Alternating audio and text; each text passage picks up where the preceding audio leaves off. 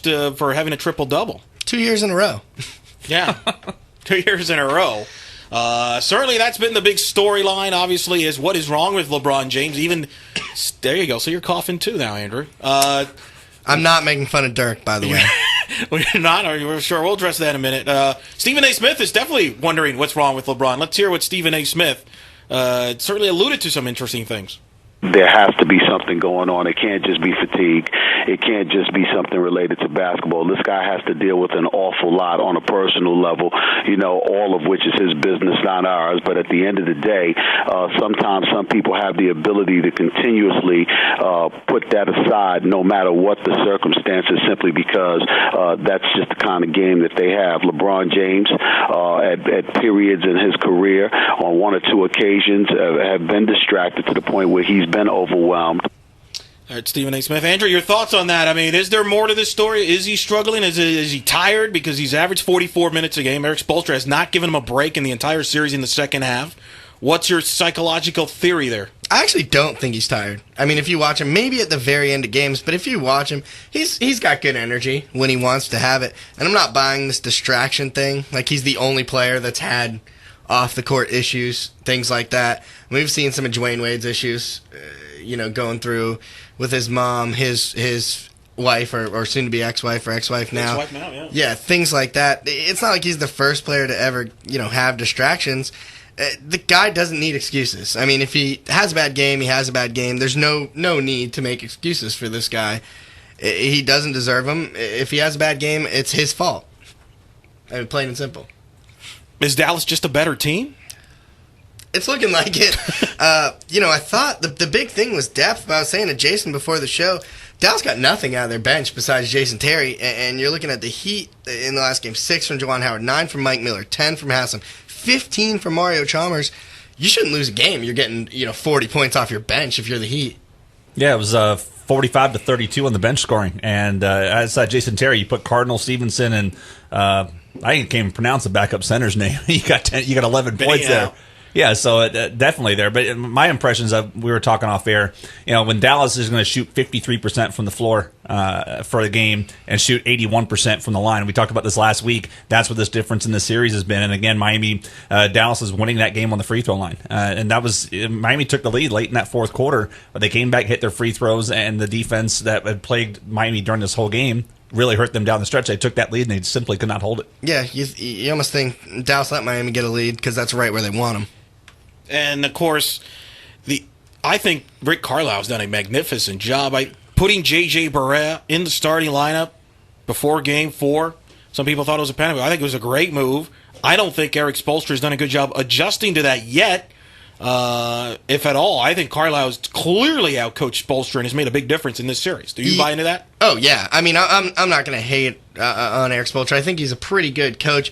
But you're right. I mean, we knew he was overmatched in the coaching department coming in. I mean, Carlisle's been there before, with Indiana, with Detroit. He's had good teams. He's gone far with them before. He knows what he's doing there. And what's funny is J.J. Barea, when he came in Game 4, got inserted in the starting lineup, he really didn't have a good game. I mean, his good game was Game 5, clearly. 17 points on 6 of 11 shooting. He was a huge part of that game. But Game 4, he didn't really play that well. Sometimes I think we overthink things, like putting J.J. Barea in the starting lineup. We're talking about how that's the difference. It's made a bit of a difference, but I think overall Dallas just playing better defense than any of us thought they could, just playing better than we thought they were. They certainly have, and Dirk Nowitzki now is certainly looking forward to it. Of course, a game away from a title tonight, but he certainly has some keys. They got to stay aggressive here tonight. Definitely a big win for us, and now we're going to go down there and basically approach Sunday's game as Game 7. You don't want to give this great team or any hope or anything. So we got to play more of the same and keep attacking, and we'll see what happens Sunday. That's today, Dirk. Yes, today's your keys here. Game 6 tonight in Miami. Dallas up 3-2. Give me your keys for both teams. Well, first of all, I love what Dirk said there because I'm of the belief that if Miami wins this game tonight, they're going to win Game 7. Mm-hmm. I think Dallas got to get it done. So you agree with the notion of, hey, this is our Game 7? Yes, absolutely. Okay. I think Dallas has to get it done tonight. Why? Just letting that momentum go to that side. We're in Miami. I mean, if you let a guy like LeBron who really hasn't played well, you let him get some confidence. I mean, we know what he can do. He can go for 49-7 any night. You let him get some confidence, let them win this game tonight. I just don't think you're going to win Game 7. And I think the keys are pretty much the same. I mean, they've done a good job of keeping Miami out of the paint. Continue to do that, and the biggest key of all, 11 turnovers the other night. If Dallas doesn't turn the ball over, they're going to win the game. Yeah, Jason, you feel the same way. I just think it's a must-win for Dallas. Yeah, I do. I'll buffer that with the fact that I thought the Mavericks showed a lot of resiliency after losing Game 3. I mean, we talked about this last week. I thought it was going to be a double-digit win, just coming back with the crowd, and they lost, but they showed a lot of resilience bouncing back in Games 4 and 5. But for me, the keys are pretty much the same where they were last week. In Game 5, Dallas won the game at the free throw line, shot 81%, out-rebounded Miami by 10, even though they turned it over 5 more times. So they cut down on the turnovers, and they continue to win this battle on the boards, which they have for the last few games. Series could end tonight. And, as somebody who's been pretty critical of the NBA, as we've been on this show, I have to admit it's been an entertaining series. And you've been the one that's critical. Me and Andrew love the NBA. No, I've definitely been the critical one, but I watched most of the Game 5 and was entertained. I mean, for a guy that's pretty much diehard college basketball, that was one of the first few times I've tuned in and was like, wow, that was a really good game. I'm glad I stayed up to watch it. Well, if it makes you feel any better, Jason, I believe we all picked Miami to win Game 3, or Dallas to win Game 3, and Miami to win Game 4. Happened in the opposite order. Well, it did. Miami, what do they got to do to stay alive tonight and win? LeBron James got to play better. Everyone has to play better. Is there anything that Spoelstra can do to get him going, or is this all on LeBron? I don't necessarily think there's coaching adjustments to be made. I mean, if you've got LeBron James and Dwayne Wade, the two best one-on-one players in the NBA, there's only so much coaching you can do. I mean, these guys just have to play better. We saw Dwayne Wade looking like he was having a big game the other day, getting to the free throw line. Only took 12 total shots. I mean, if he's feeling it, he should be shooting the ball more than that. And, as crazy as this sounded earlier in the year, Chris Bosh was playing better. I wouldn't mind seeing the Heat get him a little more involved. Now, of course, there's like 2 or 3 days between games, so sometimes the media gets a little bored. And, apparently there was video prior to, I think, Game 5 when the guys were walking in. LeBron James and D. Wade were coughing a little bit. D. Wade says he did have a cough, and he was kind of making fun of it because he was on camera. It's pretty much looked at as he was kind of mocking Dirk. They were both mocking Dirk because Dirk had 101-degree fever in Game 4. That's been a big hoopla. We have the thoughts now of Dirk Nowitzki here on the LeBron and D. Wade impersonation of him. I just thought it was a little childish, a little ignorant. I've been in this league for 13 years. I never faked an injury or an illness before. It happened. It's over to me. It's not going to add anything extra to me. This is the NBA Finals. If you need an extra motivation, you have a problem. Is there any word that professional athletes like better than ignorant? I think that's the favorite word of all of them. Big deal, little deal, no deal, silly. What do we make of this? No deal. No deal. I mean, stupid, sure. Childish, he's right, but no deal. Does the story see the light of day if the Heat win? Probably not. Right. So it's one of these things where it's created. Somebody's looking for something when you've got, as you said, like almost a week between games. You got to find something to fill the time, and this certainly fills the time. Yeah, we're targeting LeBron now. The media is. And I think he's the funniest guy in sports. I mean, I guess this comes with the territory when you're as good as he is, but when he's on, man, everyone loves him. And when he's off, everybody hates him. Hey, I tell you what, I loved him when he put Greg Goyle in his place, though. Yes, yeah. I like that too. That was very good. So the Heat and the Mavs, Game 6 tonight. We'll make our picks later at the end of the show. Andrew Melnick, of course, our NBA and Magic insider. Give me a quick thoughts on Magic news this week. Of a lot of speculation of trade talks. Magic linked to maybe Monte Ellis, even Andre Iguodala. Can set the record straight here. What's going on? Yeah, that's not going to happen. Neither one of those. I mean, let's just be serious here. They don't have the assets to get deals done. I mean, they have a bunch of terrible contracts. Monte Ellis, I think, would be a poor fit in Orlando. He's a high percentage shot taker and a low percentage shot maker. Andre Iguodala, on the other hand, would be a fantastic fit. But someone explain to me why the Sixers would want to take on Hedo Turkoglu, how bad he was last year. I mean, Hedo had maybe the worst year of his career, was terrible in the postseason. He's old. He has a bad contract. And so Philly's going to trade him for one of the best perimeter defenders in the NBA? When's his contract expire? When does his contract expire? He's got 2 years left. Yeah. Iguodala's got, I think, 4 years Would left. the Sixers It's about the if you only look thing there, I could see. The only thing I can think, maybe if the amnesty clause comes in the new CBA, where you can kind of get where rid of a they have a plan where they're going to get rid of Iguodala's contract, maybe take back Brandon Bass, and then cut Turkoglu or with the amnesty clause. Could see something like that to get one of the young power forwards for free, but I wouldn't get my hopes up, Magic fans. So no deal. Highly unlikely. There you have it, folks. That's Andrew Melnick, your Magic and NBA insider. We're going to take a quick break. When we come back, we'll talk some Rays baseball as Carl Crawford returns home. What kind of reception will he get? We'll talk about it. This is Eric Lopez alongside Andrew Melnick and Jason Collette. You're listening to ESPN 1080s.com Insider Show here on ESPN 1080, The Team.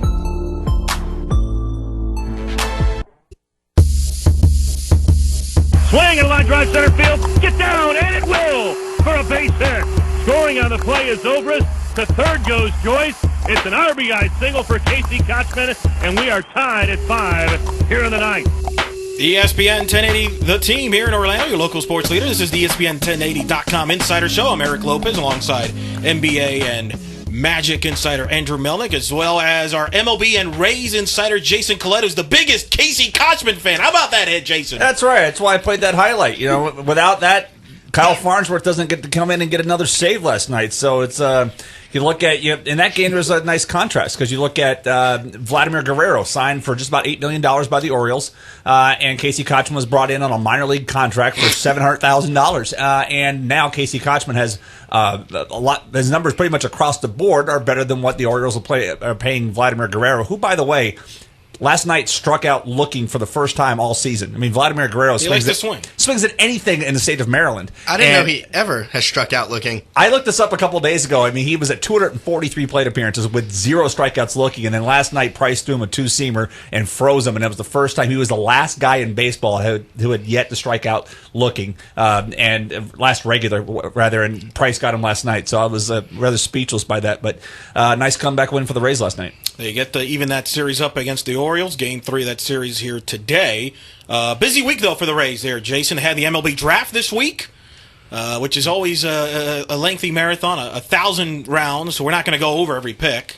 But let's just give me a quick... I don't think we have enough show to go over every Rays pick. I don't think anybody wants to. I think the Rays made 1,000 picks. They did. They had a lot of picks. Give me your overall thoughts on what they did in the MLB draft. The first two guys off the bat, Taylor Guerreri and Mikey Matuk. Matuk from LSU, and Guerreri, the high school kid out of South Carolina who's committed to University of South Carolina. Both of those guys should have been taken higher. So right there, that's good news for the Rays because those guys were ranked higher. Guerreri slid because of his commitment to South Carolina. And not quite sure why Matuk slid, because a lot of guys had him going as high as 15 in some of the mock drafts, some of the experts. So to see those two guys come in was very good. After that, I thought the Rays did a nice mix of taking upside versus signability. You know, they took the third pick was Jake Hager, a guy that was not projected as a first round pick, but somebody who's going to sign for less than slot there because of where he is taken. So overall, nice mix. The typical Rays drafted a lot of athletes up the middle, some shortstops, some center fielders. Got a nice mix of high school and college pitchers and whatnot. Didn't take a catcher until the 9th round. I was a little surprised by that. I was hoping they would get a catcher early because catching has long been a problem within the organization. But overall, I thought it was a real good draft, and talking with some of the draftnik experts, they agree. You mentioned Mikey Matuk. We will have Mikey Matuk on the show next Sunday. We're going to interview Mikey Matuk, first-round pick. We're going to write an article on 1080. I know you're going to do something on Mikey as well, right? Yep. So we're going to have that. So look for that on ESPN1080.com, as well as Jason will have it as something as well on his side of the story. 1040, I think, also, right? Is that where you're going to write some for? 1040, and then we'll have something up at draysbay.com. There you go. So stay tuned for that next Sunday. Mikey Matuk, first-round draft pick, because Jason will not be with us in studio next week, Andrew. So we needed to find a first-round pick to replace him for next week. Yeah, I mean, that's the kind of value Jason brings us. Woohoo! I agree. He's a Type A free agent. Type A free agent, exactly. See, you're catching on to the draft there. A stands for what? We will not leave it there. All right, so the Rays have had a nice week. They swept the Angels, which was kind of nice after a disastrous Seattle series. And then they, of course, have split with Baltimore, so it's been a very positive week. What's been the quick turnaround? The amazing thing with the Angels series is that's a place they've historically been awful. Going into that trip, they had been 18-60 lifetime at Anaheim, and in that series, Jared Weaver and Dan Heron, two of the better pitchers in the American League, were going, and the Rays beat both of them in that, and they took care of Tyler Chatwood too. So it was nice to see timely hitting some things. Everything that didn't go well in Seattle went well for them in Anaheim, even through the bullpen, because in Seattle we talked, last Sunday we talked about the game's going to be a low-scoring game. Rays can't hit lefties. Well, they get 6 runs off Eric Bedard, but then the starting pitching was a disaster and got raked around the yard. So it was one of these things. Seattle was a bad series. Angels was good. Then Friday night, the Rays were shut out by Jake Arrieta and crew. But last night bounced back after interesting. If you didn't get to watch the game last night, Tim Welke was calling balls and strikes. Apparently, they were using a special kind of plate last night in the game, a plate that grew to be 28 inches and then shrank to 15 within the game. Tim Welke's strike zone was. I thought Eric Gregg had come back to life as Tim Welke. It was that bad. But the Rays were able to persevere through that. Now we played the highlight of Koch beginning a hit, and that at bat, strike one was in the right-handed batter's box. And it was called strike one. And Kochman took the next pitch, came up over the plate, and stroked it in the right center. So it was an interesting day. And then today it's Wade Davis. We talked last week about Wade Davis's trouble, and he had more troubles in Seattle. But he's going in Baltimore, a place where he's 3-0 in his last 3 starts, so he's had some success. But the Rays are taking on Brian Mattis, a very tough lefty, and we went over those issues last week. It'll be nice to see them win this series. They've had trouble with Baltimore this year. They're 5-6 against Baltimore this year. So they need to win this and then go over to Detroit for that makeup game on Monday before they come home to play Boston. So the Rays got Wade Davis hot. They're facing another lefty. So 9-6 again, right? Oh, totally. It's absolutely going to be that kind of game. So, the problem is with the Orioles, 2 guys to really keep an eye on today. J.J. Hardy has been killing the Rays all year, and he's already got a home run in this series. And Mark Reynolds is waking up. Over the last 2 weeks, he's hit 6 home runs, hit 2 of them last night. Wade Davis is quite prone to the long ball this year, so I'm expecting at least one of those guys to hit at least one of them. If he's going to win, he's going to have to keep that ball down in the ballpark, because this weekend the ball has been flying around. Justin Ruggiano made a game-saving home run catch late, bottom of the 8th inning. Last night, would have won the game there, so he's got to keep it down in order for the Rays to win this game today. Yeah, and you're looking at a Baltimore team that really isn't that bad. I mean, they're only 2 games under 500. You call them last place because their division are in. I mean, up until the couple Boston beatdowns Toronto got, they had 4 teams over 500 in that division. Yeah, I mean, Baltimore, they've got their problem. I mean, we talked about Vlad. He's not, he's aging right before our eyes rather quickly. But again, J.J. Hardy has been great. They've been without Brian Roberts, who suffered a concussion, which doesn't help. They've been without Derek Lee, their other big free agent signing, who has not been good. Now he's on the bereavement list. But Matt Wieters is having an incredible year after a rather disappointing year last year. And their bullpen, except for Kevin Gregg, has been rather good. And Jim Johnson, that's the guy. He came in last night. Jim Johnson is one of the better relievers nobody talks about in the American League. The guy does a great job. He's just stuck behind 2 bigger contracts in Baltimore. But I think Jim Johnson, when he comes in the 7th, does a very good job of shutting down any kind of rally. Of course, that's Jason Collette, Rays and MLB insider, Andrew Melnick, Magic and NBA insider. I'm Eric Lopez, your UCF insider. All right, we've, of course, with all due respect to the Tigers on Monday, most Rays fans are looking forward to the big 3-game series at the Trop this week. The Rays host the Boston Red Sox, and that's always a pivotal series to begin with, but now this is a unique one because it marks the return of former Ray great Carl Crawford, his first trip back to the Trop since signing with the Boston Red Sox.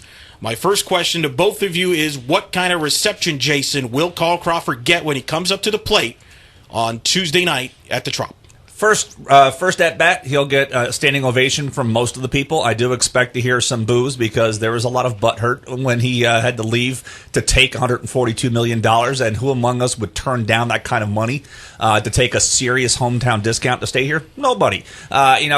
It irks me a little that he went to Boston. I would have rather him gone to Anaheim. I think the reaction would have been much different had he gone anywhere else, but he went to Boston.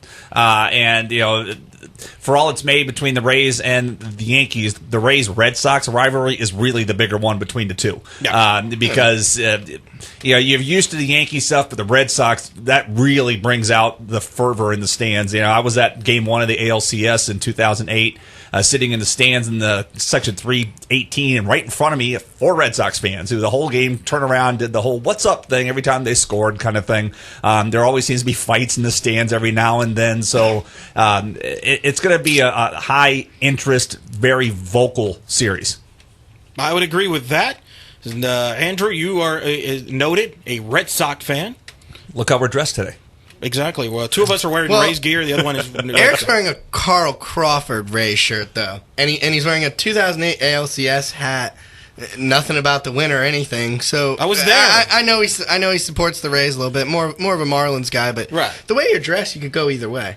Well, that's because I'm trying to be a neutral, observant, and a media person over here. We're not doing that at all, are we, Jason? No. Meanwhile, I'm wearing the 2005 jersey and hat.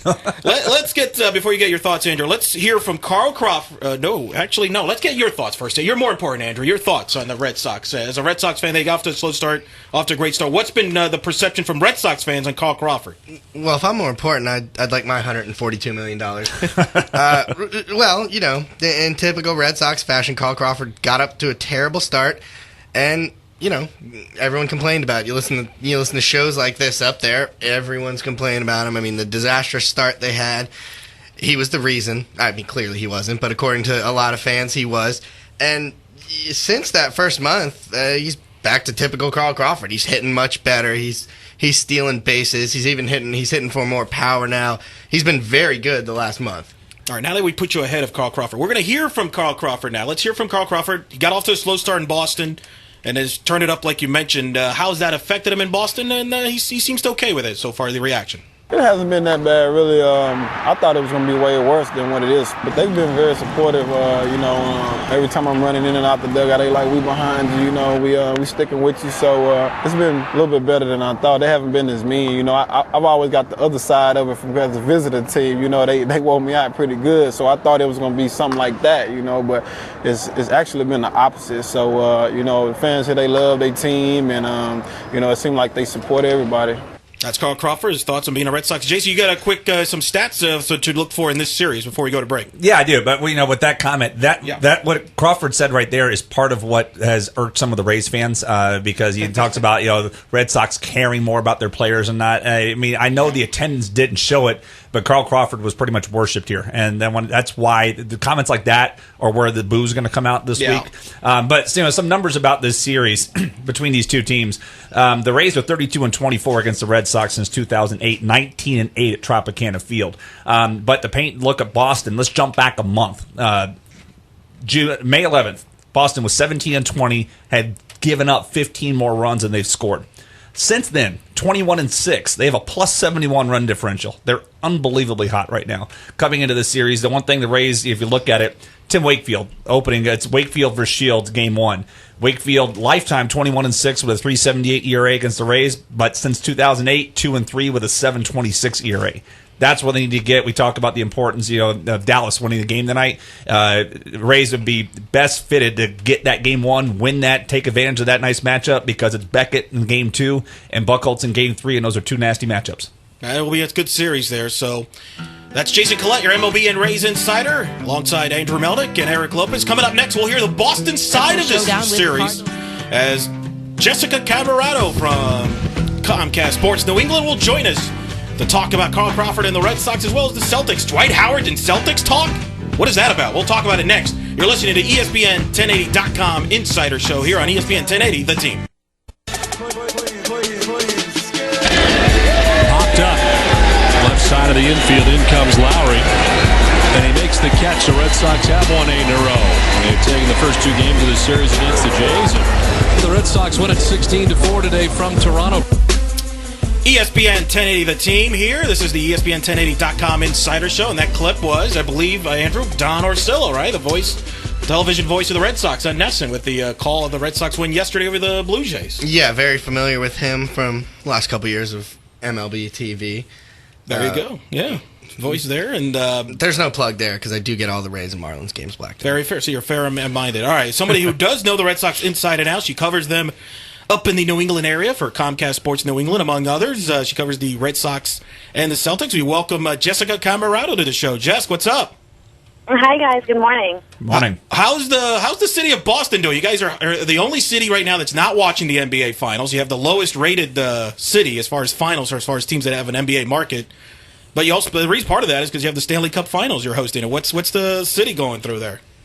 Yeah, things are kind of crazy here in Boston, and it's just it's cool to have the Bruins in the Stanley Cup Finals for the reason that, basically they are and have been the number 4 team in the city in terms of, popularity and guys walking down the street and getting noticed and stuff like that. So to have the Bruins there in the finals is just really, really great for the team. And quite honestly, the way that the Celtics season ended was really disappointing. So for the fans, it's great to have winning again at the Garden.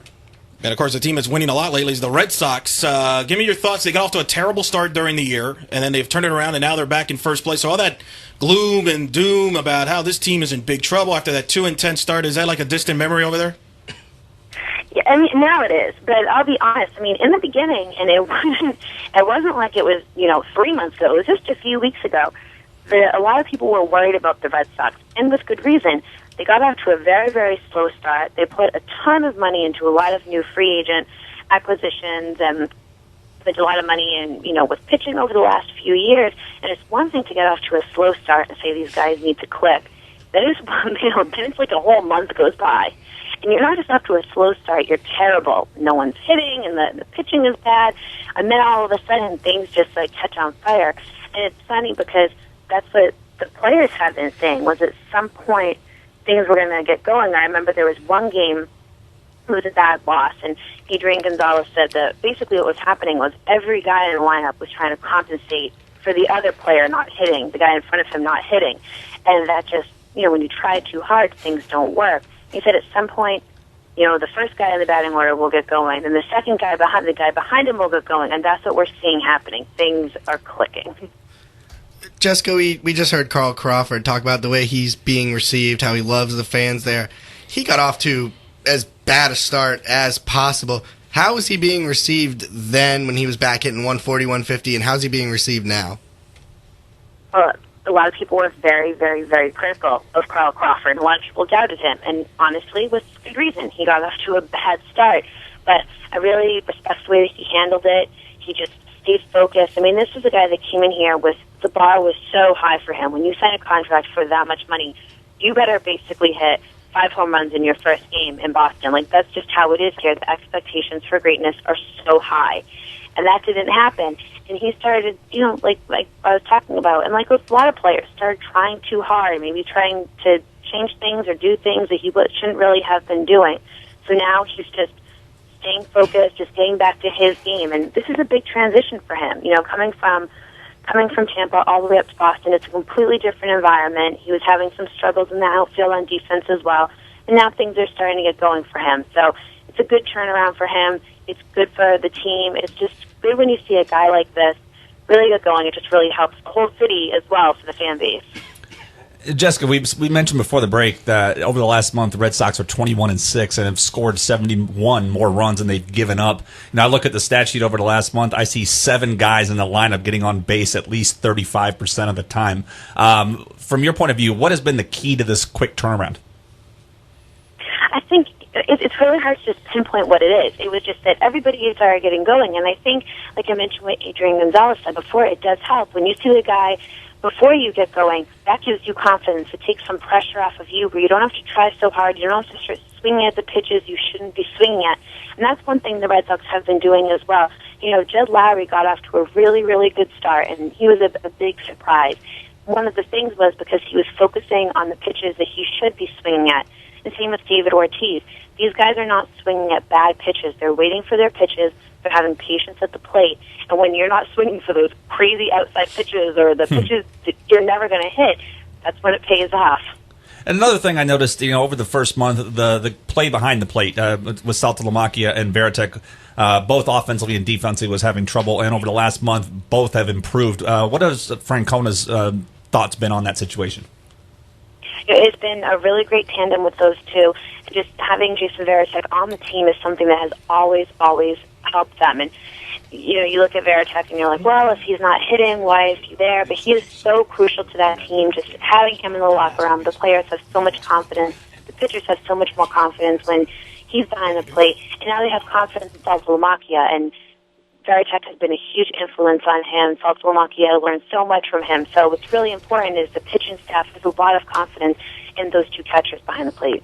Of course, we're being joined by Jessica Camerato of Comcast Sports New England, covers the Red Sox and the Celtics as well. What's the perception of the Rays up there in Boston? Obviously, these two teams have had some big matchups, big series. The Rays took the first 2 games earlier this year up in Fenway, destroyed Daisuke on that Monday night game.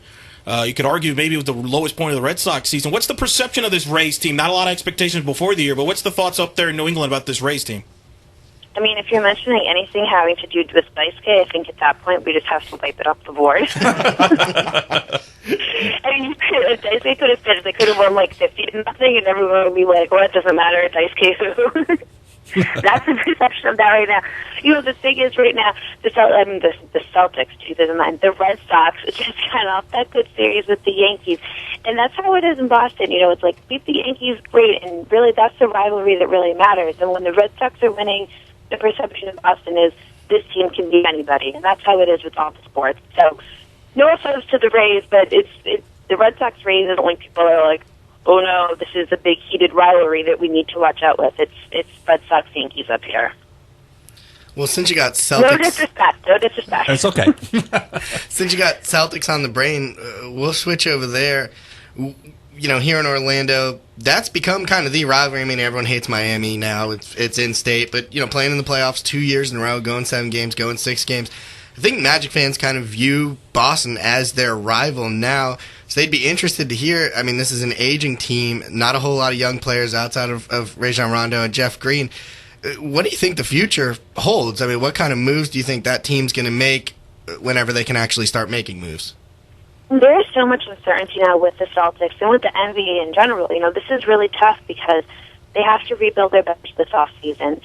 But you look at it like, well, who can they get? You have no idea who they're going to get because you don't know what's going to happen with the CBA and who they can afford. They have so much money invested in their starters. I mean, with Kevin Garnett alone, his salary is ridiculous this year. And so, you know, you need your backup point guard. You need guys to spell the minutes of the starters. So they have so much money invested in these guys who can't play a lot of minutes, but because of the CBA, you don't know who they're going to be able to afford. And especially with the lockout, there's uncertainty there. And a lot of people are saying if there is a lockout, it would benefit a team like the Celtics. And I really think it's true. A shorter season does help this guys because 82 games plus a long playoff run is definitely too much for them to handle. Do you think Glenn Davis has kind of put himself out of their price range? In his mind, I think he did, but by his playoff performance, I think he's very much in a price range where a team could afford him. You know, I think in his head, he was thinking he was worth way more money than he showed himself to be in the postseason, so it's going to be interesting to see who signs him, if it's a team who looks at what he did in the postseason and bases his salary on that, or if it's a team that looks at his overall resume, because those are two completely different amounts of money. We kind of briefly talked about this, Jessica, like a couple of the exchanging emails, and I kind of brought this up when the Celtics were eliminated. All this focus about where Dwight's going, is he staying in Orlando, is he going to L.A.? I threw out the fact Dwight in Boston, Celtics, I believe. I mean, obviously we don't know the CBA how it'll shape out, but they're going to have some space when Dwight's a free agent. Am I wrong on that? I mean, let's talk about this. The Celtics will definitely go after Dwight, aren't they? Dwight in Boston is like the hot topic for fans right now. And it's just, it was like during the season. It was after they traded Perk. It was like, can they get Dwight? Can they get Dwight? It's not, to me, so much what the Celtics can offer Dwight. It's what Dwight's looking for. Dwight is a super humongous personality. And he is a guy that I think should be in a huge market for what, you know, for what he brings to a team. Personality-wise, marketing-wise, all that stuff. I can't picture him going to a team like Memphis or Detroit. But in terms of Boston, I don't know. I mean, you guys know see Dwight and everything. I see him being very happy in a team like LA or a city like LA. I don't know if Boston is quite the market he would go for. But again, if there's a chance to win, if there's a chance to play with Rajon Rondo, I think it would be an interesting tandem with him and Rondo, hypothetically. But again, the Celtics really need a leader. That's what has made them so successful. And when the big three are gone, I don't know if that will happen with those two as a duo. All right, that's Jessica Camerato from Comcast Sports New England. You can check out her work on the website. Jess, pump up that website. Website is CSNNE.com. All the latest Red Sox, Bruins, Celtics, Revolution, everything on there. And then I'm also on Twitter at JCamerato NBA and in Spanish at Habla NBA as well. All right, Jess, thanks for joining us. We'll have you on again later on in the year, and take it easy. Thank you for having me. Bye, guys. Thanks, Jess. That's Jessica coming around. One quick thing before we go to break. Jason, of course, some interesting developments here in baseball as well. Realignment talk. Yeah, there's news. Buster only broke some news yesterday. Pardon me, that the negotiations for a new contract, they're considering getting rid of the divisions and going American League, National League, 15 teams in each league. Top 5 teams make the playoffs. That gets rid of the divisions. The other obvious thing is you have to move a team from the 16-team National League to the 14-team American League, and Houston's a rumor there. The other thing that creates is some scheduling issues because you would have to pretty much have an interleague game every night because with the unbalanced schedule. So to me, that's the only detraction because I've made my thoughts clear on what I don't like, how I don't like for interleague play. But if they do this and it breaks apart those natural rivalry games, so the Rays and Marlins don't have to play 6 times a year because nobody cares, kind of thing. If it breaks apart those forced rivalry things, then I'm for it. But I do like getting 5 teams into the postseason, doing it that way, and getting rid of the unbalanced schedule, which I dislike more than I dislike interleague play. So it'd be interesting to see them do this. But baseball moves at such a glacial pace sometimes. I don't want to get my hopes up for this because I can see them trying to find one team that wants to move. I don't know why Houston wouldn't do it. I mentioned on Twitter yesterday maybe the Pirates because there's a heavy National League presence up in the Northeast, and there are the Phillies are obviously also in the National League. They can do some things there, but they're going to need to find one team to move.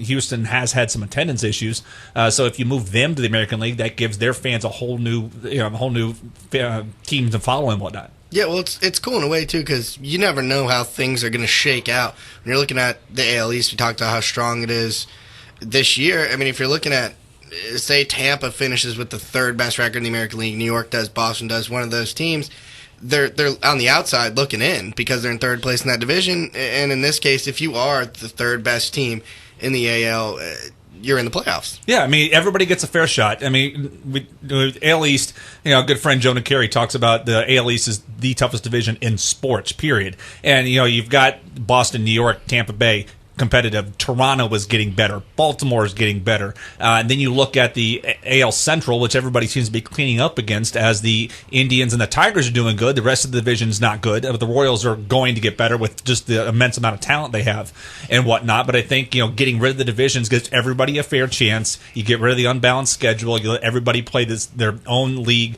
the same amount of times and work the interleague stuff in. The only drawback, and people will say, we're going to have people trying to win divisions playing interleague games towards the end of the season. Rob Nair made a suggestion in an article this morning, said, okay, the teams that finished last place in 2011, schedule them for the interleague play, because it's very rare for a team to go from last place to playoff contention in one season. So that way, let the right now, you let the Astros and the Astros and Cubs, if they were American and National League next year, let them battle it out for interleague play towards the end, while the other teams are still playing within their league. That'll be interesting how that plays itself out. Should be interesting. All right, we're going to take our final break here on ESPN 1080theteam.com. That was Jason Collette, Tampa Bay and MLB Insider. Andrew Melnick, our NBA Magic Insider. I'm Eric Lopez, your UCF Insider. When we come back, we'll make our picks for the weekend. We'll recap MMA UFC 131. Andrew's fired up, and then we might pick that Red Sox Rays series. That and much more here on ESPN 1080 The Team. I didn't think it would go 3 rounds in a million years. It was a nasty first round, and Shane Carwin's a very tough guy. When you get big guys in there that are hitting as hard as they both are, it's impressive. Welcome back to ESPN 1080 The Team Insiders Show there. A little sound clip from UFC last night there, Andrew. And, of course, when we talk MMA, who do we go to, Andrew? We go to our producer, our MMA Insider, all-around good guy, Brian. Oh, thanks. Brian, you heard the clip there, I believe, from the Victorious. Andrew, did you check some of it out? As best I could, without paying, $50. Dude, it was a good fight. I mean, the 2 fights I wanna really talk about are the co-and the main event. Obviously, it was Kenny Florian's debut fight at 145, and he looked impressive. He won. He beat Diego Nunes, who obviously trains with Jose Aldo. Unanimous decision. That looked pretty. But Junior Dos Santos, Shane Carwin, I I thought after that first round, man, Carwin was just getting... He was on the ropes. You said he was going to be knocked out. He did not. He lasted the fight. Yeah, no, he weathered it. His face paid for it, though. Yeah, the only reason why, that guy weathered it is because he has such a great chin and he's so hard to get knocked out. But Junior proved that he's definitely the number one contender. I mean, he came out swinging, man. And did you see Carwin's face at the end of that fight? It was brutal. It was pretty bad. So Dos Santos now the number one contender. He'll face Velasquez. It's August, September, I believe. Yeah, August. He'll face Velasquez. And the thing that's impressed me most about Junior is that he took fights. Obviously, Velasquez hurt his shoulder and he was out for a couple months. Usually, these guys, if they get a title shot and the champion gets hurt, they don't fight because they don't want to do anything to risk their title shot. But Santos went on The Ultimate Fighter. He fought a guy like Shane Carwin, man. He's a fighter, and he just was in there, and he came out swinging, man. It was great. Andrew, it's just a disbelief. By the way, I'm picking Dos Santos to win that fight against Velasquez. He's coming back from a knee surgery. How is he going to shoulder? Shoulder, pardon me, I misspoke. Shoulder injury. I don't know if he's going to be really, now you're coming back, first fight's a title defense? Well, see, and that's the thing. That's what I was talking to you yesterday, Eric, about ring rust. These guys that don't fight for a year, they come back shaky, man. Ring rust is real. That's going to be an issue there. So that was the interesting thought. Give me a grade on the card overall last night. Give me on the pay-per-view. It was good. It was a solid B+. I mean, it was exciting fights. But the real card I'm looking forward to is the July 2nd card, UFC 132, with Uriah Faber facing off against Dominic Cruz for the first bantamweight UFC title offer. That should be pretty fun. That should be good. So who is that again, Andrew? Who's our MMA insider again? Our producer, Brian. Very good. Solid work there, Brian. Solid work. All right, a couple quick things. I have an email for Jason Collette. Of course, everybody can email us. I have an email address at elopez@espn1080.com. Andrew, you have one as well. A. Melnick at espn1080.com. And mine's J. Collette at ESPN1040.com, because that part of the trade has not been finalized yet, so make sure you do 1040.com. We are working on that. You got to clear waiver, you got to clear your the stamina test and all that. But I got an email. I have an email about you, Jason. That's great. People feel free to email us about us. But no. I have an email from Ryan in Fort Myers, Red Sox fan. Okay. In Fort Myers, all right. Spring training home. Yeah, not surprised. He asked, enjoy the show, asked Jason, I think Josh Beckett should be the Cy Young frontrunner and should be the starter in the All-Star game. Does he agree? Josh Beckett certainly has had a nice bounce-back year after some rough performances the last couple of years. I wouldn't have a problem with that. He looked much better as some competition up until recently. James Shields would have been in that same argument, but Josh Beckett certainly has done what he's needed to do and has been a big part of this. Even when Boston was struggling, Josh Beckett was still pitching well. And so he's been the one constant here, and he's stepped up in the big games the other night, gave up 2 early home runs in the Yankees game and stayed with it, and they were able to win that game. So I'm going to say yes. And part of me is going to say yes because Josh Beckett and I are from the same high school in Texas. Well, there you go. A little biases. And then, of course, it's a 2-part question because Red Sox fans always got to score. So give a quick answer on this one because I really don't want to spend too much time breaking down Red Sox baseball. I know Andrew does. I don't. Who should be the everyday shortstop? Laurie, Scudero, or Iglesias? If you're going to go by pure glove, just Iglesias. With a team like Boston, they could certainly carry it because the rest of the team hits the ball all over the ballpark. So if you're looking at a team that could carry an all-glove, no-bat shortstop, it would be Boston. But if you look at the 2 guys at the major leagues that really should get it, I like Jed Lowry. I know he's struggling right now, but tools-wise, he covers a lot more ground than Scudero. Scudero's 34, 35 years old. He's lost a step or 2 in the field. He's still better than Derek Jeter in covering that ground, but not much. Lowry's the better tools guy going forward, so that's how I have to hedge my bet there. The Rays fan just made Red Sox fans very happy with his little shot at Derek Jeter. I'm sure they did. All right, we got a couple things. Next week, now Jason will not be in studio. I will be back over at 1040 for a week. You will be back. I mean, how does that work? I don't understand. So me and Andrew will be here solo. So we will have Mikey Matuk. We'll have on the air next week in a portion of an interview. We're also going to portion an interview from Jessica Mendoza next week, as I'm doing a story on Jessica Mendoza on the website. Look for that this week on ESPN1080.com, and we'll air some of that as well next week, as well as Mikey Matuk, the first-round pick from LSU. We'll have that next week's show. And, of course, Andrew and I will be here for Father's Day, right? Andrew, you're going to be out. What are you doing? You going to be here? I'll be here. All right. Do we get some kind of rental fee from 1040? I hope so. Is it like when European soccer teams rent out those All right, players? we'll send you a Tomas Perez jersey. How's that? All right, a quick word. All right, picks. This week, I'm 1 up on both of you. So 2 up on you, Andrew. Heat, Mavs tonight, Game 6. Are we going to 7 or Dallas celebrates? Dallas celebrates. Dallas. We all agree. Red Sox, Rays this weekend. Who wins the series? Rays take 2 or 3. Boston takes 2 or 3. I got Boston 2 out of 3. Boo. Last pick, and that'll be it. So that'll be it. ESPN 1080 The Team, Insiders.com show here on ESPN 1080 The Team. For Jason, Andrew, I'm Eric. We'll see you next week.